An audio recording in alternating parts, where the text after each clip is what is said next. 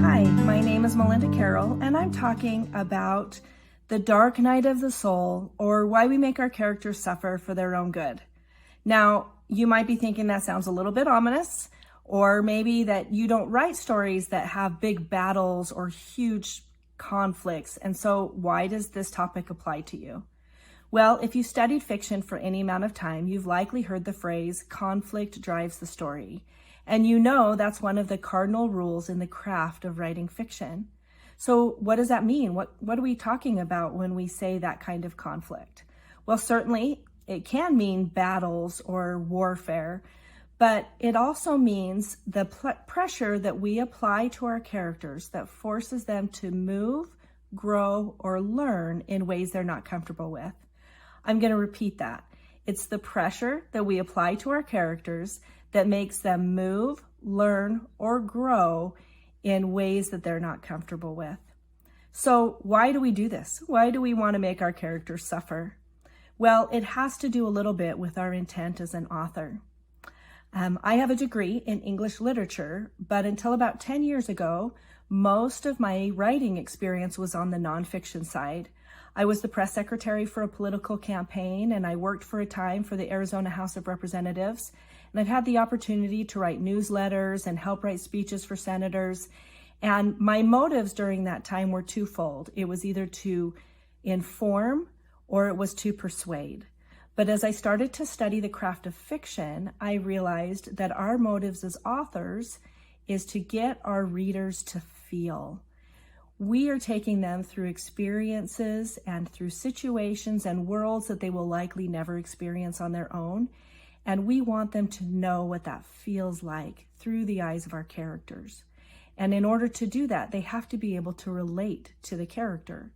Now, in our own life, we feel conflict all the time. We are constantly getting pushed and pulled, whether it's from our environment, or it's from our relationships, or our job, or even our health. We are getting pressure applied all the time. And so we expect to see that in our characters for them to seem real to us. And you've probably experienced a time where you've read a book and your brain just doesn't engage, where the storyline just feels boring, or a character feels very uninteresting to you, or maybe even in your own writing, you've written yourself into a corner and you don't know where to take the story after that, or you don't know where to take the character after that. Chances are you have a problem with the conflict in your story. So this class is going to talk about how we fix those problems, and we're going to do it in 3 ways. The first thing we're going to discuss is characterization, because conflict is personal, and what bothers one person might not bother another person. So we're going to discuss the key things you need to know about your characters in order for the conflict in the story to work. The second thing we're going to do is we're going to shrink it down, and we're going to talk about the conflict that happens scene by scene. Most of the time, this will tie into the overarching plot of your story, but it doesn't always. Still, there are important things that have to happen and pressure that has to be applied to your characters from scene to scene in order to keep the momentum going so that your reader will go from page 1 to the end of the story. The last thing we're going to discuss is that dark night of the soul. And that's the moment where your character lays everything on the line and they fail spectacularly.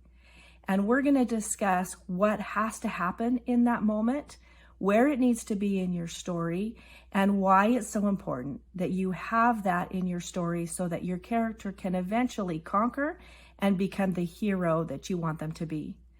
So I'm excited to have you come and join me on this journey, and let's learn about how we can make our characters suffer for their own good.